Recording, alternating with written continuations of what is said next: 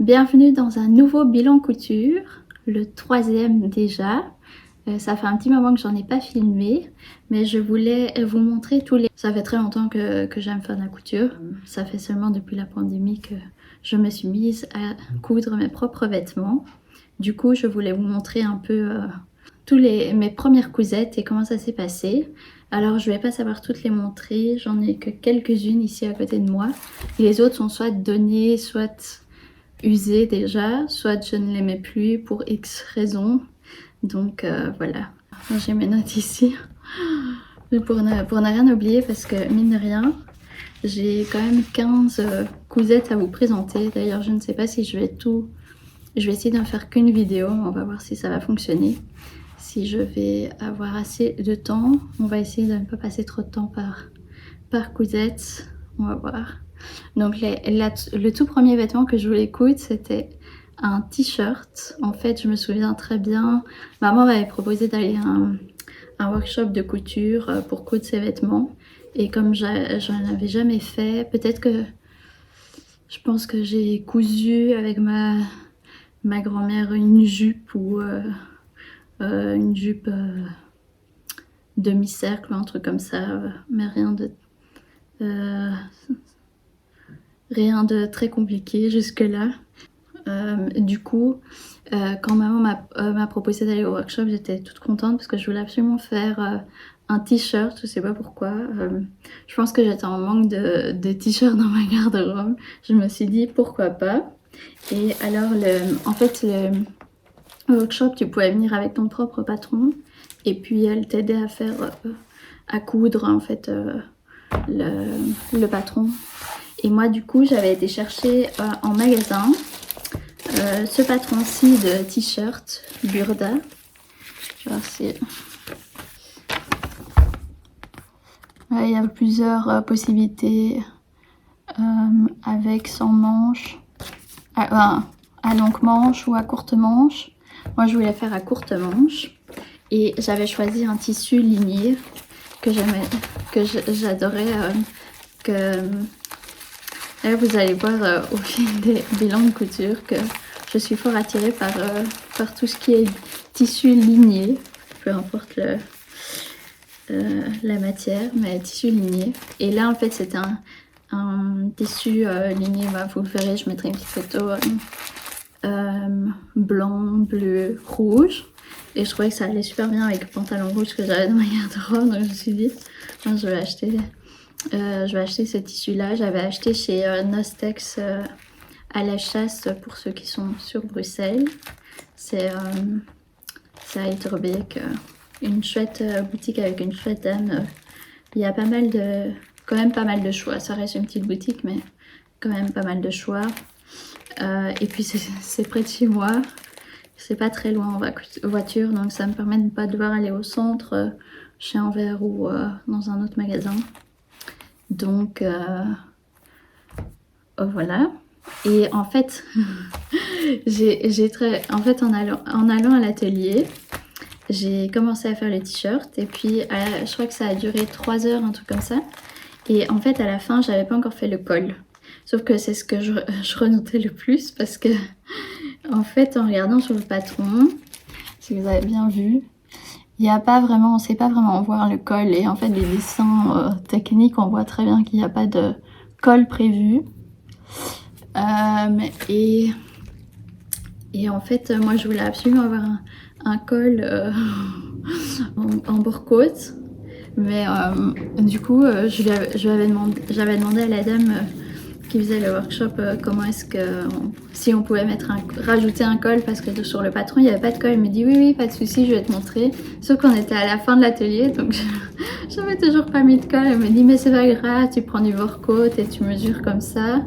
Sauf que résultat des courses, ouais, ça a complètement foiré parce qu'en fait moi j'avais pas de bord-côte, donc j'ai pris simplement le même tissu que j'ai plié en deux, ce qui en soi c'est pas très grave, mais je l'avais fait pas assez épais, donc en repliant ça faisait je sais pas, même pas 4 cm.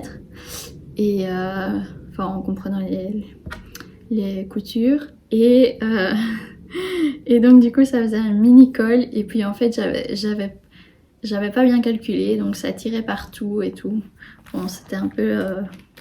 c'était pas joli, j'étais pas très contente parce que ça avait foiré tout le col. Et puis du coup je l'ai enlevé, et puis j'ai voulu refaire un autre col, et puis ça a pas... c'était pas très joli. De loin ça donnait bien, mais par contre de près, non, pas vraiment. D'ailleurs en fait j'ai acheté un autre... par la suite j'ai acheté un autre patron Burda aussi. Celui-là, c'était quoi? Mais je vous le recommande pas. Celui-là, c'était le 63-28. Et j'en ai acheté un autre. Ah voilà. C'est le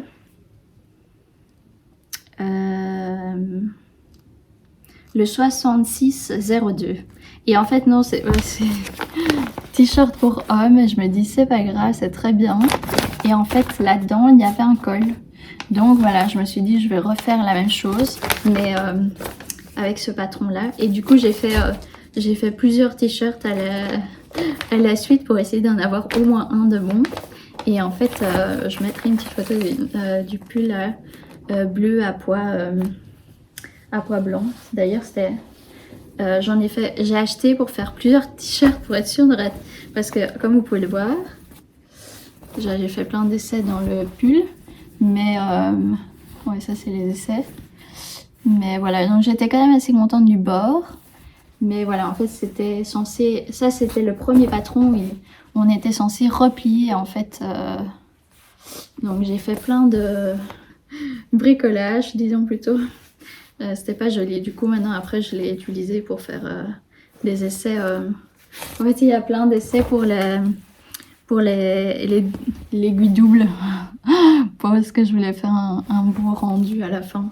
Puis finalement j'ai pu utiliser l'aiguille double. Et donc c'est dans ce tissu. Et sur la photo en fait c'est celui que j'ai le mieux réussi, voilà. Et après j'ai fait des t-shirts blancs. Mais finalement en fait ce t-shirt je le mets, enfin celui qui est l'autre que j'ai réussi, je ne le mets pas souvent. Du coup je vais peut-être le modifier, l'upcycler à voir. Parce que je le mets pas souvent, je sais pas pourquoi. Ça c'est pour ma première cousette. La deuxième, c'est c'est la chemise liseron de Atelier Skamit. Ici. La chemise liseron, je sais pas si vous allez voir grand chose. Et en fait là il y a la possibilité de faire des petits froufrous. Ouais, j'aime pas tout ce qui est froufrou, donc mais dans le patron il y a la possibilité de faire avec et sans, donc ce qui me va très bien. Et je trouvais que c'était un bon basique, une bonne forme. C'est pas vraiment ajusté dans le dos, mais je trouve pas ça très grave. Je voulais avoir, j'avais pas encore de chemise blanche à ce moment-là. J'étais en fait pendant la pandémie, j'étais en master, c'était un premier master, donc je mettais pas vraiment de chemise pour aller en cours, mais j'en avais pas du tout, donc je me suis dit allez on va patienter dans la chemise, et j'avais vraiment envie de savoir en coudre une. Et donc voici le résultat. J'étais trop contente. J'ai mis quand même pas mal de temps pour coudre parce que j'ai fait en plusieurs étapes. Et en fait le tissu vient, c'est du coton, 100% coton, et c'est un peu, c'est pas du simple tissu blanc en fait, c'est un peu, il y a un petit motif. Et j'ai été l'acheter, comme j'étudiais à Louvain, j'ai été l'acheter dans une petite boutique de tissus à Louvain qui s'appelle Poly. Et j'étais très contente, parce qu'il y avait plein de choix de tissus. À l'époque, ils n'étaient pas encore si chers que ça. Et en fait, je cherchais un peu tout ce qui était 100% coton. On m'a dit que c'était plus facile pour faire la première chemise. Donc moi, je me suis dit, ok, je vais chercher du 100% coton. Et en fait, je savais pas la grosseur de tissu que j'avais besoin. Donc, je me suis dit, bon, on va pas prendre trop fin. Que je trouve que ici, il est assez gros. Ben, ça donne un style, quoi. Mais c'est vrai que à refaire, je pense que je prendrais du tissu un peu plus fin. N'empêche que, ça n'empêche que je le mets pas mal maintenant que je travaille. Je le mets pour aller au bureau. Et je trouve assez sympa parce que personne n'a la même chemise du coup, comme c'est fait dans un tissu pas qu'on ne trouverait pas dans le magasin. Donc ça c'est pas mal. Et qu'est-ce que j'avais encore à dire? Ah oui, les modifications que j'ai apportées au patron. J'ai raccourci un peu les manches. Je trouvais qu'elles étaient bien longues, mais ça allait en fait pour raccourcir, vu que avant de mettre la manchette, alors j'ai calculé combien de centimètres je devais enlever. Et j'ai aussi raccourci la longueur, parce qu'en fait je trouvais que ça arrivait en dessous de mes fesses, parce que mi-cuisse. Et enfin non, peut-être pas exagéré, mais ça descendait quand même assez bas. Et je voulais avoir une longueur qui m'arrivait quand même enfin en dessous des hanches, mais pas jusqu'en dessous des fesses, parce que je trouvais ça un peu bizarre, surtout qu'en fait c'était du tissu assez épais. Donc quand tu remets un pull au-dessus, en fait ça donne pas joli. Tandis que je pense que si je refais une chemise en lin par exemple, alors je pense que je la ferai plus longue, justement avoir un pull au-dessus et voir la chemise encore en dessous. Mais c'est vrai que là je trouvais que ça donnait pas joli. En fait je l'ai fait à la longueur qu'il fallait, et puis j'ai raccourci en essayant en fait avec des pulls et tout ça. Non, je trouvais pas ça très joli. Et alors pour les difficultés de ce patron, c'était la première fois que je faisais une chemise après les t-shirts, mais il y a le col qui est assez compliqué, les manchettes, et alors la patte de boutonnage. J'avais jamais fait de patte de boutonnage ou de boutonnière simplement. Donc ou si j'en avais fait ça il y a très longtemps et je me souviens plus. Je pensais que c'était super compliqué, mais comme j'ai pris mon temps et que j'ai suivi les étapes petit à petit, que j'ai fait ça sur plusieurs jours, enfin maintenant je me dirais plusieurs jours, c'est long, mais vraiment un petit peu pendant plusieurs jours finalement j'ai réussi. Et que c'était si on suit les étapes, il y a aussi une vidéo, donc c'est super, enfin tu peux suivre la vidéo, c'est encore plus simple que de devoir lire en fait toutes les étapes. Tu mets la vidéo, tu suis, et c'est très bien expliqué. Il suffit de taper le nom du patron, Atelier Scamit, et vous avez la vidéo. Donc bien pour d'autres patrons, parfois quand je vais faire une boutonnière ou un col, et ben je retourne sur la vidéo YouTube pour ce patron, même si c'est pas ce patron là que je fais, juste pour savoir comment il faut faire, parce que c'est bien expliqué. Voilà, ça c'était pour ma deuxième cousette. Ah, la cousette suivante, c'était chose plutôt de pratique, que j'ai été acheter du tissu essuie-bambou aussi chez Polly à Louvain pour faire des lingettes de visage. Donc bon, ça, il y a plein de tutos sur YouTube. Et en fait j'ai utilisé les restes du coton de la chemise liseron pour faire un côté, et l'autre côté je mettais alors le tissu éponge de l'autre côté. Ça faisait des lingettes et je les utilise toujours. J'en ai fait quand même pas mal. J'en ai donné à des amis aussi, mais j'en ai fait pas mal. Et du coup après bah, je les lave chaque semaine. Ça va au bac à linge, 60 degrés, puis c'est reparti. Bon, il y a des traces de mascara, mais je trouve pas ça très grave. Une fois que ce sera trop usé, j'en ferai d'autres. Et c'est mieux que utiliser de l'ouate ou pour se démaquiller, quoi. Donc voilà, j'étais très contente. C'est très simple, c'est très rapide. Et puis en fait, c'est assez joli. Finalement, j'ai décidé de faire la finition simplement à la surjeteuse, et je trouvais ça en fait même bien. Ça allait encore même plus vite que dans pas mal de tutos. On te dit de faire endroit contre endroit, faire la couture tout autour, et puis retourner, et puis faire une surpiqûre. Et je trouvais ça un peu beaucoup de chipot, surtout pour des carrés de 10 cm sur 10 cm.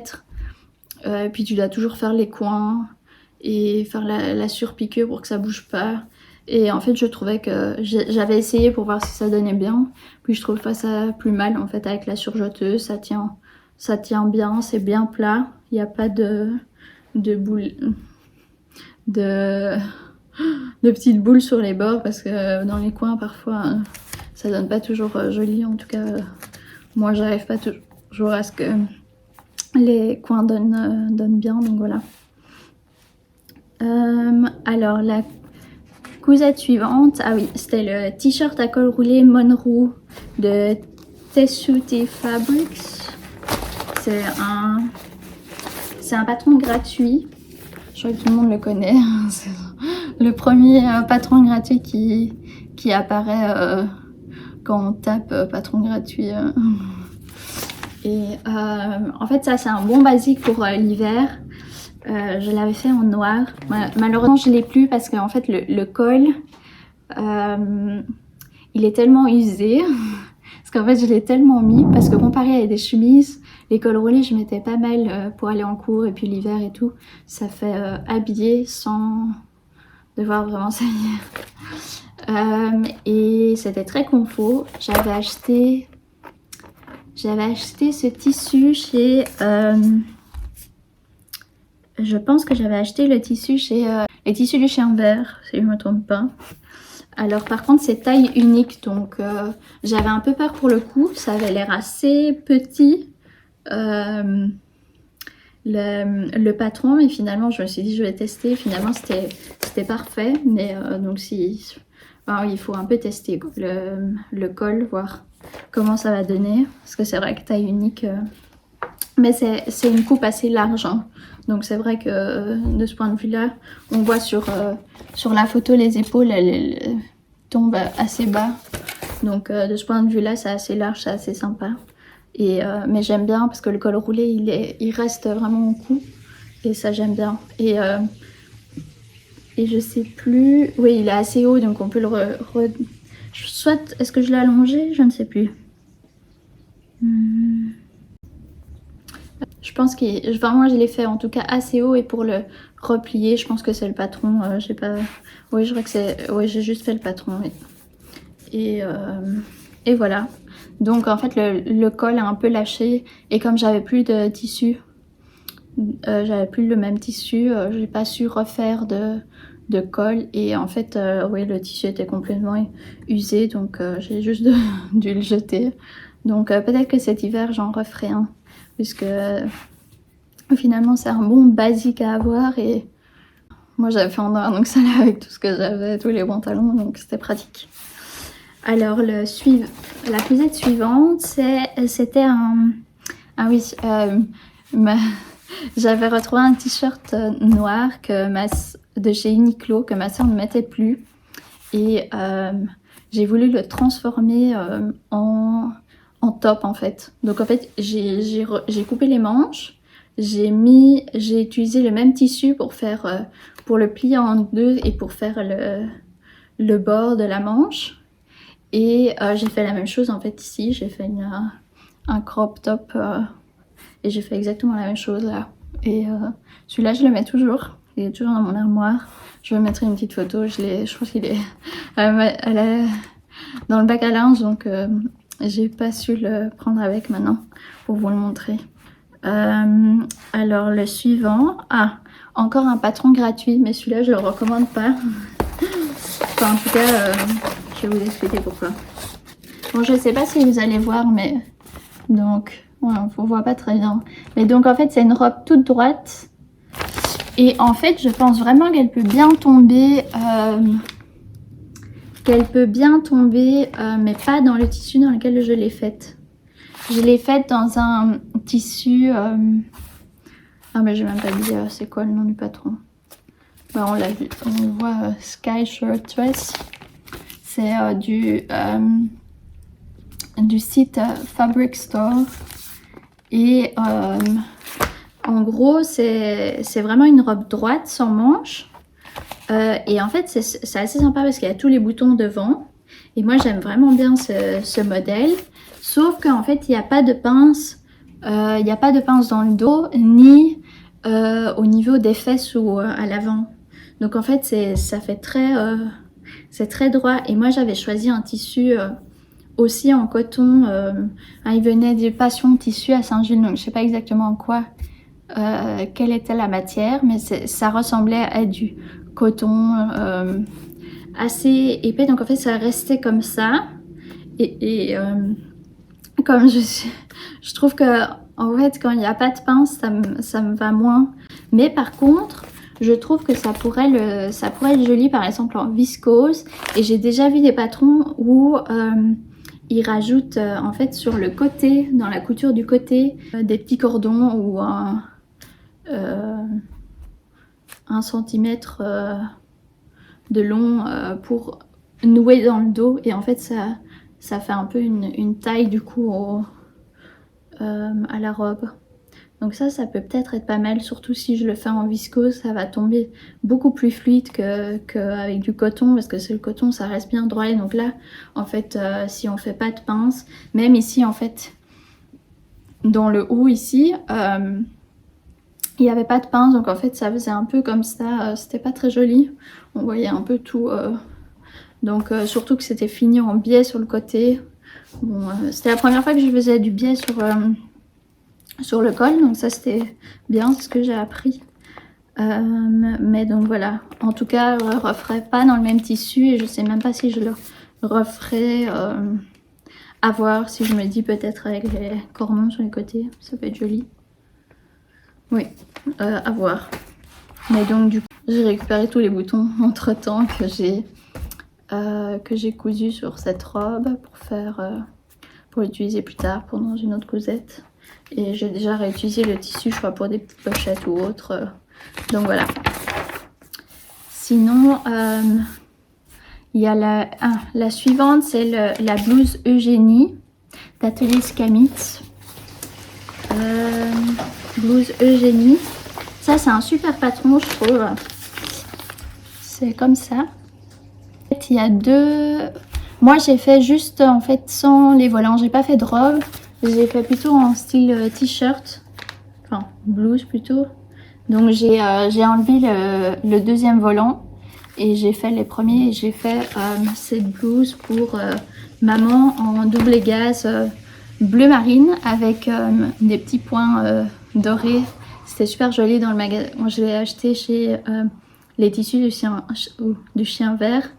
Et quand j'étais dans le magasin, en fait je voulais absolument... Je sais pas pourquoi, je trouvais que cette robe, enfin cette blouse serait pas mal en double gaze. Et donc du coup je regardais dans toutes les doubles gazes, mais je ne trouvais aucun tissu uni que j'aimais bien. Donc j'ai acheté, je trouvais bien avec les petits points. Il était mis sur... il était mis tissu enfant. Mais bon, c'est pas grave. Maman trouvait cette blouse assez jolie. Moi, je trouvais les finitions, c'était pas mal parce qu'il y a deux pinces ici sur le devant. C'est la première fois que je faisais les fronces. Donc ça, j'ai appris. En fait, c'est pas compliqué, mais je l'avais jamais fait. Donc j'essaye toujours de faire des nouvelles choses dans chaque patron. Essayer d'avoir une difficulté en plus que... Pas spécialement une difficulté, mais quelque chose que j'ai jamais fait. Et là, c'était les fronces. Et je dois dire qu'en fait, le cache-cœur, ça tombe pas trop bas. Mais par contre, il fallait, je pense que j'ai mis un petit point ici, où je l'ai mis par la suite pour être sûr que ça s'ouvre pas et qu'on voit pas tout. Mais je dois dire que par exemple, il y a quand même quelques modifications que j'ai faites. Donc la première, c'est ce que je l'ai dit, j'ai enlevé un volant. Et la deuxième, c'est en fait dans donc l'encolure est en biais, mais j'ai fait le biais plus large que dans le patron. Je trouvais ça assez joli. Tu peux acheter en magasin pour faire une espèce d'instrument pour faire les biais. Et je ne trouvais pas en fait, il y avait que du tout fin ou 5 cm. Je crois que c'est 2 cm ou 5 cm. Ou moins que 2 cm. Et en fait, j'avais besoin de l'entre les deux pour faire les billets taille standard. Et il n'y avait pas en magasin, mais je voulais absolument terminer la blouse. Donc j'ai pris celui de 5 cm et finalement, ça donnait vachement bien. Du coup, ça faisait 2 cm, 2 cm et demi de biais. C'était très joli. Si je le faisais à nouveau, je reprendrais aussi le biais un peu plus gros. Je trouvais ça pas mal. Et je sais que maman a déjà refait ce patron. plutôt dans un viscose très coloré en version robe. Ça donne très joli.